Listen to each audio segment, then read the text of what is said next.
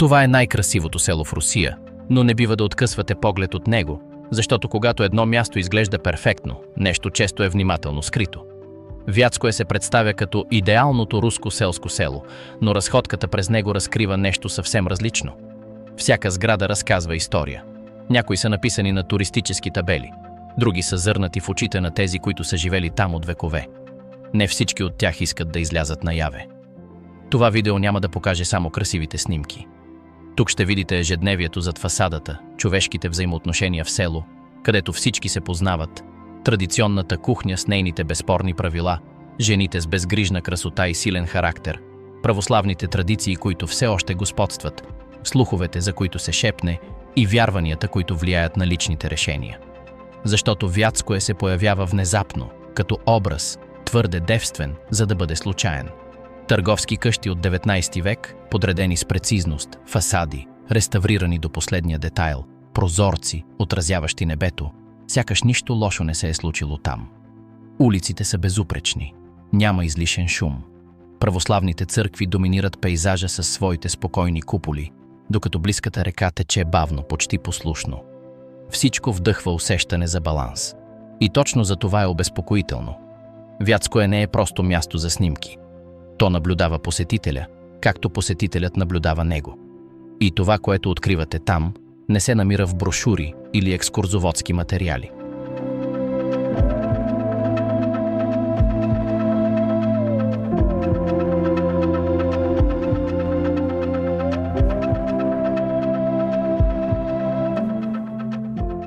Най-красивото село в Русия. След като осъзнаете, че Вятское е нещо повече от просто картичка, следващата стъпка е да се запитате как се е стигнало до това състояние. Въздействието е незабавно. Трудно е да се повярва, че толкова малко село има толкова щателна реставрация. Нищо не изглежда импровизирано. Всяка улица води към друга перфектна гледка. Това първоначално чувство на възхищение скоро се смесва с тихо съмнение. Винаги ли е било така? Отговорът се крие в миналото му. През 19 век Вятское е било село на проспериращи търговци. То не е било забравена точка на картата. То е било оживен център, където са циркулирали пари, стоки и престиж. Цели семейства са градили богатствата си тук. Къщите, които сега приличат на музеи, са били по онова време истински символи на икономическа мощ. Това богатство е оставило своя отпечатък върху архитектурата, разположението на селото и много ясния менталитет. Редът е бил синоним на статус. С течение на времето този блясък избледнява. Съветската епоха не е била благосклонна към места като това. Вятское губи значение, население и ресурси. Много къщи се рушат. Някои са били изоставени. В продължение на десетилетия селото беше просто още едно, сред толкова много, които сякаш бяха обречени бавно да изчезнат. Тихо, незабелязано. Животът продължаваше, но далеч от всеки идеал за красота. Всичко се промени наскоро. Вятское беше почти изцяло възстановено и превърнато в музейно село. Реставрацията не беше нито частична, нито импровизирана. Тя беше цялостна, планирана и амбициозна. Взето беше решение да се възстанови обликът му от 19 век, но със съвременни стандарти. Резултатът е това, което заслепява посетителите днес. Място, което сякаш е замръзнало във времето, но предлага модерни удобства, привлича постоянен поток от туристи и поддържа внимателно подбран образ. Тук се крие първият ярък контраст. Красотата е истинска. Тя не е изкуствена. Къщите, църквите и улиците съществуват и имат история. Но ежедневието не винаги е в съответствие с това съвършенство. Разхождайки се из Вятское, се усеща сякаш всичко е на показ. Всеки ъгъл сякаш е проектиран за външния поглед. Това създава странно усещане, сякаш селото винаги се играе. Туристите пристигат в търсене на спокойствие, снимки и автентично преживяване. Жителите от друга страна живеят там целогодишно. За тях тези безупречни улици са и работни места, места на рутина и умора. Не всеки изпитва постоянно чувство на гордост. Някои чувстват натиск. Поддържането на имиджа си има цена. Не става въпрос само за метене на улици. Става въпрос за това да се държиш по определен начин, да не нарушаваш хармонията, която другите изпитват. Тази разлика бележи първите напрежения. Посетителят ходи бавно, наблюдава, удивлява се. Жителят ходи на работа, спазва график, отговаря на повтарящи се въпроси, усмихва се, когато е уместно. Това не е открита враждебност. Това е едва доловима дистанция. Вятское живее от туризъм, но не живее единствено за туризъм. И тази граница е крехка. Преживяването от разходката из селото се променя с времето. В началото всичко изглежда твърде перфектно. След това започват да се появяват детайлите, които не се виждат на снимките. Оценъчни погледи, продължителни мълчания, разговори, прекъсвани, когато непознат се приближи твърде много. Това не е параноя. Това е естествената динамика на едно малко място, което знае, че е постоянно наблюдавано. Много посетители изпитват смесица от очарование и недоверие. Очарование, защото Вятское предлага красота, която е трудно да се намери в наши дни. Недоверие, защото тази красота сякаш изисква нещо в замяна. Не става въпрос само за гледане. Очаква се уважение. Очаква се дискретност. Очаква се посетителите да разберат, дори никой да не им казва, че има невидими граници. Разходката из Вятское означава да разбереш, че не всички села искат да бъдат напълно разбрани. Някои истории са там за тези, които знаят как да слушат. Други са запазени за тези, които са част от мястото. Това напрежение между показаното и скритото е това, което кара мнозина да се влюбят в селото. А други си тръгват с дискомфорт, който е трудно да се обясни. Вятское е красиво, да. Но това е и сцена, където всеки играе роля. Някой по избор. Други, защото нямат алтернатива. И това е само първият слой на едно място, което колкото по-съвършено изглежда, толкова повече въпроси повдига.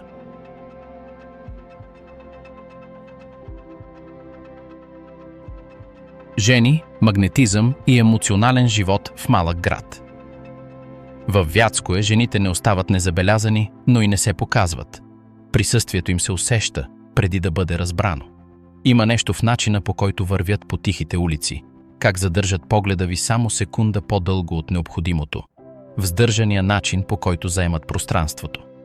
Класически славянски черти, светла кожа, загоряла от климата, твърди черти, очи, които не свалят лесно поглед. Няма излишества. Няма театрални жестове.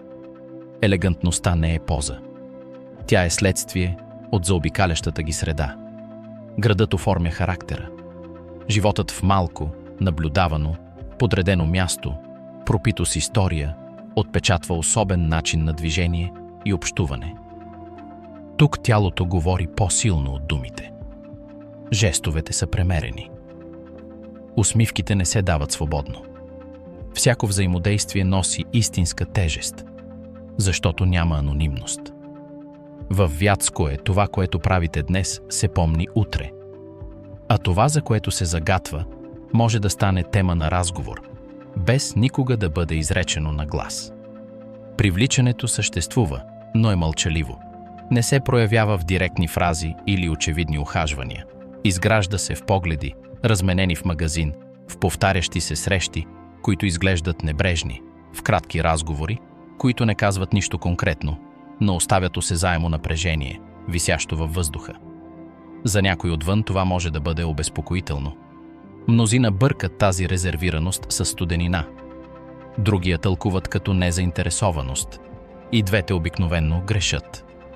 Селската среда изисква емоционална сила. Жените от Вятское растат с ясно осъзнаване на границите. Семейство, фамилия и репутация не са абстрактни понятия. Те са живи структури, които влияят на всяко решение. Това се отразява в езика на тялото им. Прав гръб, уверена походка, начинът, по който слушат, без да прекъсват. Няма бързане да впечатлят. Няма спешност да се харесат. Парадоксално, но именно тази увереност е толкова магнетична. Чужденците пристигат с предварителни представи. Някои очакват да намерят незабавна романтика, екзотика, лесни истории. Реалността е съвсем различна. Любопитството съществува, да, но не е наивно. Има интерес към различното, към това, което идва отдалеч, към историите за други животи. Този интерес обаче не предполага автоматична откритост. Тук човек първо наблюдава, оценява по-късно. Решението се взема накрая, често в мълчание. Разликата между истинското любопитство и външната фантазия е очевидна бързо. Посетителят, който пристига с убеждението, че всичко е лесно достъпно, е на грешното място. Вятское не функционира по този начин. Привличането не се договаря публично, нито се ускорява от настояване. Всъщност настояването обикновено затваря врати. Уважението от друга страна отваря пукнатини. Малки, почти невидими, но реални. В малките градове социалните кодекси са строги, дори и да не са записани. Разговор на градския площад може да бъде невинен или да се тълкува като нещо повече. Повтарящият се поздрав може да повдигне въпроси. Честите посещения на едно и също място не остават незабелязани. Жените знаят това от ранна възраст и се учат да се ориентират интелигентно в системата. Не става въпрос за страх, а за емоционално пресмятане. Има истории, които никога не се разказват напълно. Пътешественик, който остава по-дълго от планираното и започва да забелязва, че винаги се натъква на един и същ човек по едно и също време. Разговор, който се проточи в студен следобед, без обещания, без признания, но с интимност, която не се нуждае от име. Размяна на погледи по време на местно тържество, където цялото село присъства, но никой сякаш не забелязва какво се случва между двама души. Съществуват и ограничения. Решения, взети зад затворени врати. Привличания, които не се развиват, защото социалната цена би била твърде висока. Връзки, които никога не започват, не поради липса на желание, а поради излишък от последствия. В Вятское изборът не е просто индивидуален акт. Това е движение, което засяга другите и се научава рано. Някои жени решават да напуснат селото, търсейки анонимност, свобода, различни правила. Други остават и превръщат това ограничение във форма на власт. Не всички искат да избягат. За мнозина стабилността, предвидимостта и дълбоките връзки са по-важни от приключенията. Това не ги прави пасивни, прави ги осъзнати.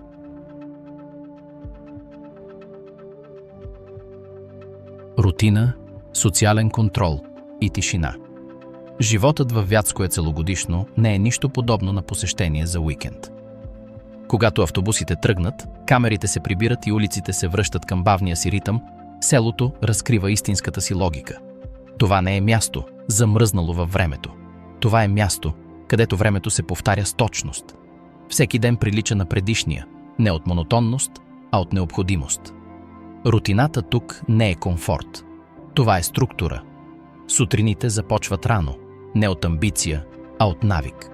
Работните места са свързани с туризъм, музеи, реставрация на сгради, малки семейни бизнеси и кафенета, сервиращи традиционни ястия на любопитни посетители. Други работят в основни услуги – поддръжка, селско-стопанска подкрепа и транспорт. Няма големи възможности, но има ясни роли. Всеки заема разпознаваемо място в механизма на селото. Тази яснота си има цена. Всеки знае кой какво прави, в колко часа излиза от дома си, с кого се среща и кога нещо се променя. Тази постоянна близост елиминира анонимността. В един град човек може да изчезне в тълпата. Във Вятское изчезването е невъзможно. Отсъствието е също толкова забележимо, колкото и присъствието. Ако някой липсва за един ден, някой го споменава. Ако липсва за два, някой пита. Ако липсва за седмица, вече циркулират слухове. Личността е ограничена, въпреки че никой открито не я нарушава. Няма пряко шпиониране, но има постоянно наблюдение. Погледи, които записват, мълчания, които съхраняват информация, разговори, които никога не се забравят. Социалният контрол не се нуждае от видима власт. Той работи, защото всички участват в него, дори и тези, които твърдят, че не го правят. Слуховете се разпространяват бързо, но не винаги шумно. Те не циркулират във викове или изблици, а в кратки фрази, двусмислени коментари и мълчания, натоварени със смисъл. Една история може да започне с «те казват» и да завърши като приета истина, без никой да си спомни кой пръв я е казал. В малък град повторението замества доказателствата. Мълчанието е социален инструмент. Не става въпрос за страх, а за емоционално оцеляване. Мълчанието избягва конфликт. Той избягва стигматизацията. Той избягва да стане тема на разговор. Много хора се учат от ранна възраст, че прекаленото говорене има последствия. Ето защо дълбоките разговори обикновено се случват зад затворени врати, между много малко хора или изобщо не се случват. Има хора, които се адаптират перфектно към тази система. Те намират сигурност в това да знаят какво да очакват, да познават всички, да нямат изненади. За тях Вятское е дом, идентичност, приемственост. Но има и такива, които чувстват постоянната тежест на това да бъдат наблюдавани. Хора, които се чувстват осъждани, дори когато никой не казва и дума. За тях селото може да стане задушаващо. Има истории за тези, които са си тръгнали. Млади хора, които са учили в по-големи градове и са решили да не се връщат. Хора, които са спестявали години, за да си тръгнат тихо. Дискретни заминавания, без тържествени сбогувания, сякаш заминаването също изисква мълчание. Някои в крайна сметка се завръщат. Други прекъсват всички връзки. Селото помни всички, дори и тези, които вече не са там. А има и такива, които никога не са могли да си тръгнат. Не поради липса на желание, а поради липса на възможности. Семейства, които зависят от местните работни места. Възрастни хора, които никога не са познавали друг живот. Хора, които са пропуснали шанса си и след това са открили, че е твърде късно. Във Вятское времето не бърза, но и не чака. Ежедневието се поддържа от малки, повтарящи се ритуали. Същият път до работа. Същият поздрав. Същата пейка на площада. Това повторение създава усещане за ред, но и за невидимо ограничение. Няма решетки, но има ясни граници. Неписани, но разбираеми от всички. Туризмът носи пари и активност, но също така засилва усещането, че си на сцена. Жителите знаят кога са наблюдавани като част от пейзажа. Те се научават да живеят с това. Някои се възползват от това, други го мразят. Има ясна разлика между образа, който се продава, и живота, който се живее. Тази дистанция се управлява в мълчание.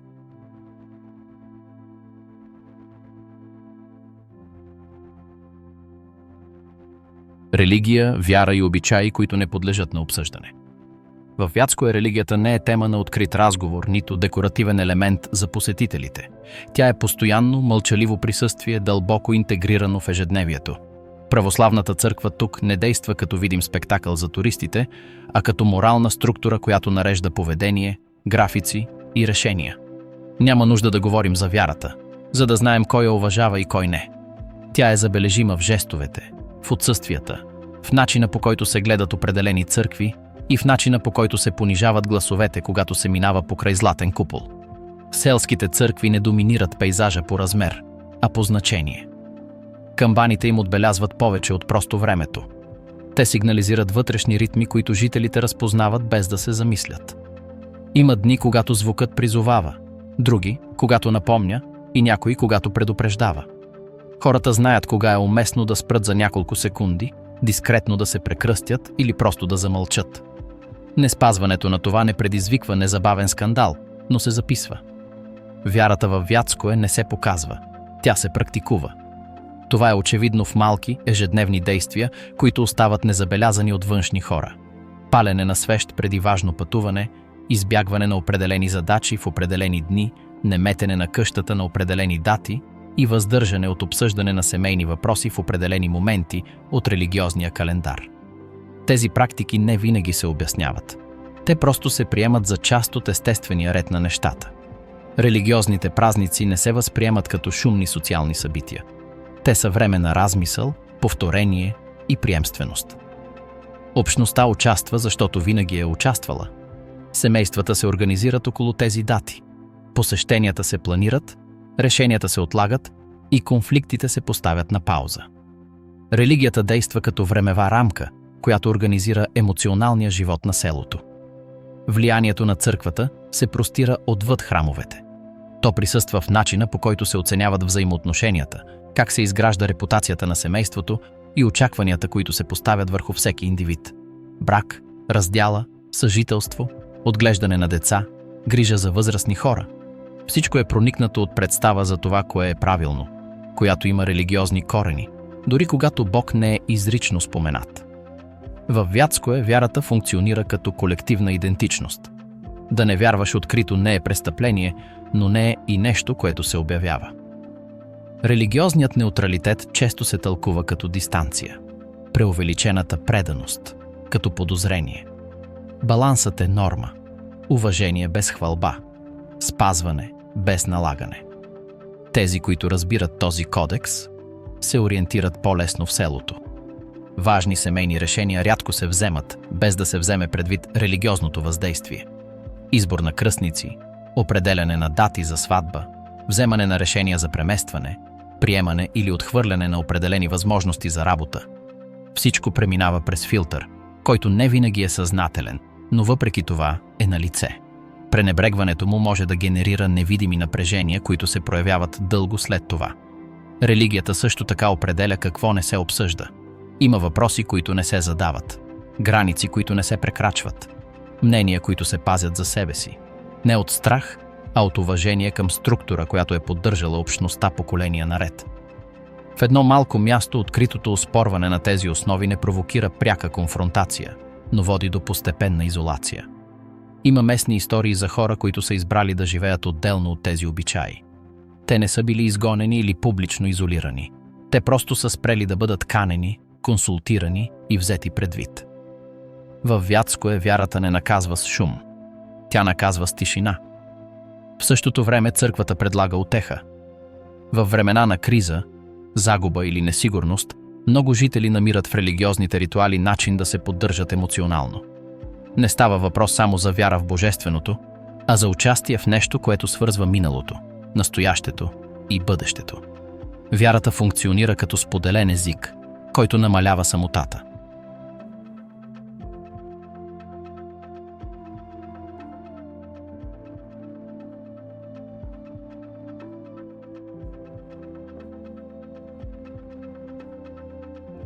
Красотата на реда и неговата тъмна страна.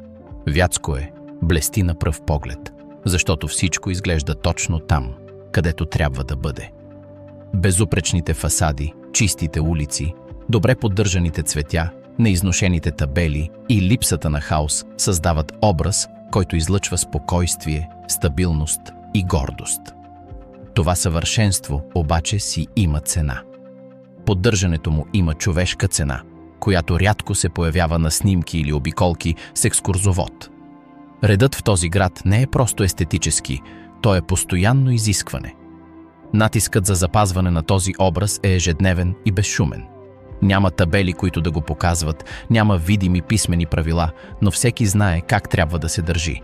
Облеклото, тонът на гласа, начинът, по който човек ходи по определени улици, дори начинът, по който човек седи на обществена пейка, всичко това отговаря на колективно очакване.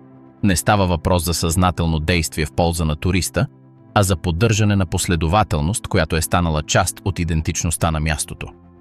Нарушаването й не предизвиква незабавен скандал, но създава дискомфорт, който виси във въздуха.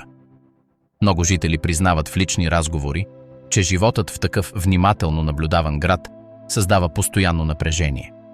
Всяка грешка се усилва, всяка неправилна стъпка се запомня. Визуалното съвършенство изисква постоянен самоконтрол. Няма място за публични емоционални изблици. Споровете се държат на закрито. Конфликтите се разсейват преди да се излеят на улицата. Тъгата, умората и разочарованието се прикриват умело. За туристите, Вятское представлява изпипана версия на себе си. Премерени усмивки, добре репетирани исторически разкази и учтиво, дистанцирано гостоприемство. Това, което остава неспоменато, е, че не всеки се възползва еднакво от постоянния поток от посетители. Туризмът поддържа града, но и го оформя. Много работни места зависят пряко или косвено от тази сезонна икономика, създавайки всеобхватно усещане за крехкост. Ако туризмът намалее, всичко трепери. Съществуват ясни неравенства между тези, които са пряко свързани с музеи, ресторанти и места за настаняване, и тези, които живеят в периферията на тази живописна сцена. Някои домакинства споделят блясъка на града музей, други го поддържат оценките. Това не се обсъжда публично. Официалният наратив се нуждае от последователност. Признаването на икономическото напрежение би разбило илюзията за пълна хармония. Зависимостта от туризма също ограничава личния избор. Преместването, смяната на работата или поставянето под въпрос на определени практики може да се тълкува като заплаха за цялостното равновесие. В Вятское колективното благополучие има предимство пред индивидуалните желания, но не винаги справедливо. Тези, които не се вписват напълно, се научават да се адаптират или да се примиряват с него. Има реални случаи на вътрешни конфликти, решавани с почти хирургическо мълчание. Семейни спорове за наследство, разногласия на работното място, напрежение между съседи, проблеми с алкохола или дългове. Нищо от това не се разкрива. Няма публични осъждания или видими конфронтации. Методът е различен. Социално охлаждане. По-малко покани, по-малко думи, по-малко присъствие. Конфликтът не изчезва. Той е капсулиран. Този механизъм е обезпокоително ефективен. Градът продължава да функционира. Имиджът остава непокътнат. Но емоционалната цена се натрупва. Някои жители живеят с чувството, че винаги играят роля, дори пред собствените си съседи. Границата между това, което е автентично, и това, което се очаква, се размива. Редът също така поражда страх от грешки. Не от формално наказание, а от мълчаливо неодобрение. На място, където всички се познават, репутацията е крехък актив. Едно лошо решение може да преследва човек години наред. Ето защо мнозина избират изключителна предпазливост. Не поемайте рискове. Не се откроявайте твърде много. Не причинявайте дискомфорт. Парадоксално, тази твърдост съжителства с неоспорима красота. Вятско е хармонично именно защото се е научило да сдържа хаоса. Проблемът възниква, когато това сдържане стане потискащо. Когато редът престане да бъде убежище и се превърне в невидима клетка. Някои жители признават, че градът е по-гостоприемен за посетителите, отколкото за тези, които остават. Туристите могат да се огледат, да задават въпроси, да правят грешки и да си тръгнат. Жителите не могат. Възможността им за грешки е минимална. Историята им е свързана с мястото. Няма анонимност, която да ги защити.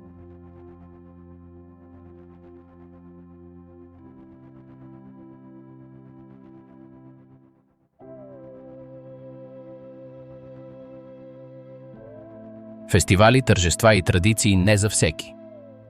Във Вятское фестивалите не функционират като туристически витрини, въпреки че много от тях са представени като открити културни събития. Отвън те изглеждат като приятелски настроени, добре организирани тържества, изпълнени с традиционна музика, исторически костюми и дълги маси. Тези, които остават достатъчно дълго обаче, започват да забелязват ясна разлика между присъствието и истинското участие. В този град празненството е продължение на колективната идентичност, а не спектакъл, предназначен да интегрира всички. Местните празненства често се въртят около православни религиозни празници, исторически чествания на търговското минало на града или културни събития, свързани с музеи. Има шествия, камбани, отбелязващи ритъма на деня, хорове, пеещи древни мелодии и ритуали, повтаряни с почти хореографска прецизност. Всичко изглежда достъпно, но не всичко се споделя по един и същи начин. Посетителят наблюдава, снима и аплодира. Местният жител участва от различна гледна точка. Има жестове, погледи и мълчания, които не се поддават на обяснение. Кой стои близо до центъра, кой остава по краищата, кой с кого разговаря. Йерархиите не се обявяват, но се усещат. Във Вятское празненствата също внасят ред в общността. Алкохолът играе важна, макар и дискретна роля. Не става въпрос за отпускане, а за памет и връзка. Наздравиците носят символична тежест. Чаша не се вдига за когото и да е или по всяко време. Споменатите имена имат значение. Същото важи и за мълчанието между наздравиците. За външния човек това може да изглежда като оживено събиране. За местните хора всеки жест носи натрупано значение. Музиката е друг вътрешен език. Традиционните песни не просто забавляват, те предизвикват спомени. Говорят за предци, упорит труд, загуба и гордост. Тези, които не са запознати с тези истории, чуват мелодии. Тези, които принадлежат, чуват глави от собствената си колективна биография. Ето защо има моменти, когато музиката става интимна, дори неудобна за тези, които не разбират напълно какво се предизвиква.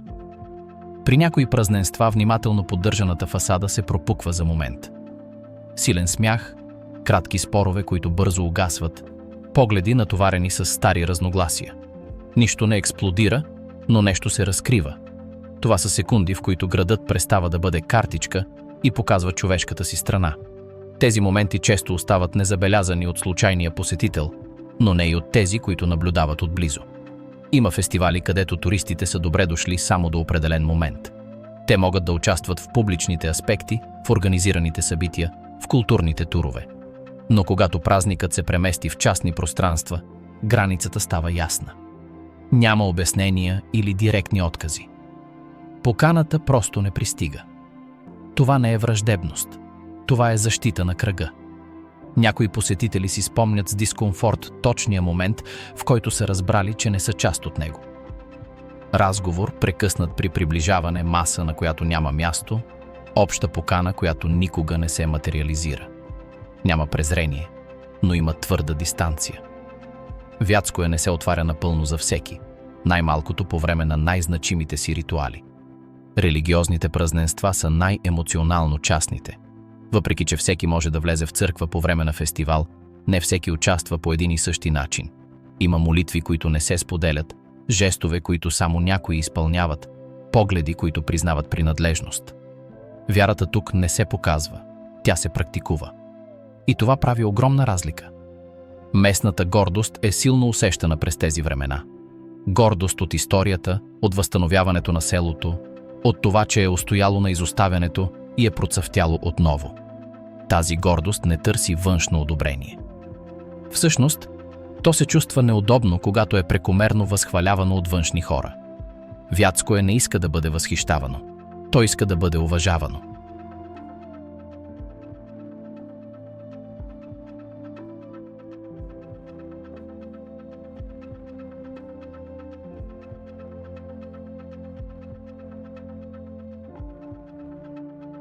Слухове, теории и полушепнати истини. Във Вятское почти нищо не се казва директно, когато темата стане чувствителна. Не защото липсват мнения, а защото колективната памет на града ни е учила, че някои думи носят по-голяма тежест, отколкото изглеждат. Слуховете съществуват, циркулират и се предават, но го правят внимателно. Сякаш всяка фраза трябва да бъде проверена, преди да бъде изречена. Тук това, което се прошепва, често е по-разкриващо от всяко официално изявление. В продължение на години, един от най-упоритите разговори се върти около реконструкцията на града. Видимата версия е позната. Частни инвестиции, реставрация на наследството, опазване на културното наследство, туризмът като икономически двигател. Всичко това е вярно. Къщите са безупречни, музеите са отворени, улиците сякаш са замръзнали в друг век. Сред жителите обаче това обяснение никога не се усеща съвсем правилно. Не защото е невярно, а защото се усеща непълно. Някои местни жители се чудят защо са инвестирани толкова много пари в толкова малък град без индустриални перспективи. Други коментират, че скоростта на трансформацията е била необичайна, твърде бърза за селските стандарти. Някои си спомнят как само за няколко години сгради, изоставени в продължение на десетилетия, се появиха отново, реставрирани до последния детайл. Никой открито не обвинява никого, но въпросът виси във въздуха. Защо тук, а не някъде другаде? Подозренията не винаги сочат към грандиозни конспирации. Понякога те са прости, почти битови съмнения. Кой решава какво да се възстановява и какво не? Защо някои семейства са запазили имотите си, докато други са ги загубили? Защо някои жители имат достъп до постоянни възможности за работа, докато други имат само временна работа, обвързана с туризма? Това са въпроси, които не се задават публично, а се повтарят в кухни, задни дворове и по време на дълги разходки покрай реката. Извън камерата, далеч от записващи устройства и телефони, се появяват по-сложни версии. Говори се за културни интереси, престиж, символичен контрол, за превръщането на Вятское в перфектна витрина на традиционна Русия. Подредена, чиста и тиха. Не като лъжа, а като внимателно изработен разказ. Някои жители се гордеят с това. Други смятат, че реалният им живот е останал на заден план. Страхът от това да се говори открито не е параноя. Това е научена благоразумие. В малките градове информацията се разпространява бързо, както и последствията. Един лошо поставен коментар може да затвори врати, да обтегне отношенията или да направи някого тема на разговор в продължение на години. Ето защо мнозина предпочитат да мълчат или да говорят само с тези, на които са се доверявали от десетилетия. Разпространяват се и слухове за социално наблюдение. Не в технологичен план, а в човешки. Очи, които записват, коментари, които достигат до местата, където не би трябвало. Мълчания, които служат като предупреждение. Няма доказателства за официално наблюдение, но има споделено усещане, че всичко се наблюдава. Във Вятско дискретността не е добродетел. Тя е инструмент за социално оцеляване. Някои митове смесват реални събития с колективно въображение. Има истории за подписани споразумения, които никой не е видял, за условия, наложени на жителите в замяна на запазване на домовете им, за решения, взети извън града, които засягат ежедневието без никакво реално местно участие. Част от това е преувеличение, част е дискомфорт от загубата на контрол над обкръжението. Разликата между мит и реалност не винаги е ясна. Много теории проистичат от пропуски в информацията. Когато всичко не е обяснено, хората запълват празнините с предположения. Във Вятско тези празнини изобилстват. Има решения, които просто се обявяват, без дебат или контекст. А където няма обяснение, се появяват слухове. Има и по-малки истини, по-малко зрелищни, но по-човешки. Като например факта, че не всеки се възползва еднакво от туризма. Че има напрежение между тези, които се прехранват от музеите, и тези, които са били пренебрегнати. Че някои жители чувстват, че градът вече не им принадлежи истински, а се е превърнал в сцена за други. Това не са конспирации. Това са натрупани емоции. Има и такива, които твърдо защитават процеса. Те твърдят, че без тази инвестиция Вятско щеше да изчезне. Този ред и красота донесоха работни места, видимост и гордост. И те са прави. Проблемът не е самата трансформация, а чувството, че не си участвал пълноценно в нея. Да си бил наблюдаван, а не слушан.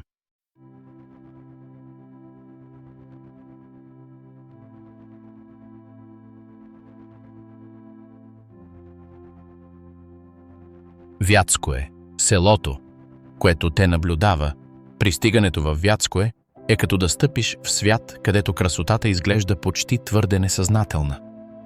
Реставрираните къщи, безупречните улици и поддържаните градини създават усещането, че някой внимателно е обмислил всеки детайл, който да бъде наблюдаван. Но скоро откривате, че не само посетителят наблюдава, Вятско ви наблюдава. Всеки жест, всяка стъпка, всеки поглед се възприема и анализира от живеещите там, дори без да говорят. Това невидимо напрежение е това, което отличава това село от всяко друго живописно място в Русия. Тук съвършенството е не само естетическо, но и социално. Има неписани кодекси, които определят как да се държиш, какво да кажеш и как да гледаш, без да бъдеш наблюдаван твърде отблизо. Посетителите скоро осъзнават, че Вятско ги преобразява, макар и не винаги комфортно. Ежедневието, привидното спокойствие и чувството за сигурност съжителстват с един вид мълчалив натиск, който те принуждава да бъдеш внимателен към всяко движение. Решенията, които човек взема пред сграда, съсед или кафене, носят тежест, несравнима с нищо друго. Дори туристите, които смятат, че са освободени от тези правила, усещат как действията им се интерпретират и как любопитството може да бъде посрещнато с интерес или подозрение. Постоянното присъствие на бдителни очи превръща простия акт на разходка през площада или разглеждане на витрина в смислено преживяване. Социалният контрол не е авторитарен, а фин и всепроникващ. Няма нужда да се налагат закони. Градът се саморегулира чрез наблюдение и мълчаливо уважение към традициите, оцелели поколения наред. Всяко семейство има свой собствен набор от кодекси и всеки съсед знае историята на другия, понякога повече, отколкото самите те си спомнят. Дискретността се превръща в ценна валута, а мълчанието – в споделен език. Не става въпрос за криене, а за запазване на деликатен баланс между лично пространство и общност, където прекомерното натрапване се наказва с погледи или коментари, които изглеждат невинни, но разкриват невидимия механизъм, който поддържа реда на мястото. Вятско не просто наблюдава, то провокира безмълвно размишление. Съвършенството на външния му вид, чистотата, хармонията на сградите му, безупречните пътеки и привидно дребните детайли предизвикват посетителите да се запитат кое е реално и кое е построено. Всеки ъгъл говори история, но не всички от тях са разказани. Някои се долавят интуитивно, други се възприемат само в атмосферата, в начина по който съседите общуват, в сдържаната усмивка на жена, която знае всяка тайна на улицата си. Красотата понякога е механизъм за контрол. Тя хипнотизира, съблазнява, разсейва и същевременно държи всички наясно, че нищо не остава незабелязано. Желанието и привличането също се трансформират в този контекст. Жените от селото, с естествената си елегантност, сдържаност и силата на характера си, оформен от селския живот и поколения традиции, излъчват присъствие, което посетителите не забравят. Не става въпрос за преувеличени жестове или откровено съблазняване. Това е нещо фино, тихо, почти хипнотично. Магнетизмът на човешките взаимоотношения във Вятское е различен. Той се договаря с зрителен контакт и уважение, с невидими кодове, които много чужденци не успяват да схванат. Всяко взаимодействие може да има последици, които надхвърлят очевидното, и да се научим да интерпретираме тези сигнали е ключово, за да не се чувстваме не на място.